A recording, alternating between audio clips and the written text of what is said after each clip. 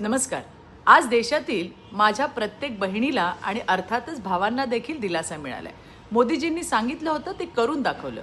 मोदीजींच्या दूरदर्शी नेतृत्वाखाली आणि केंद्रीय अर्थमंत्री आदरणीय निर्मला सीतारामनजी यांच्या अथक प्रयत्नातून जीएसटी आता आणखीन सुलभ झालाय. जीएसटी मधील हा मोठा निर्णय म्हणजे प्रत्येक भारतीय स्त्रीच्या खांद्यावरचं ओझं हलकं करण्याचं पाऊल आहे.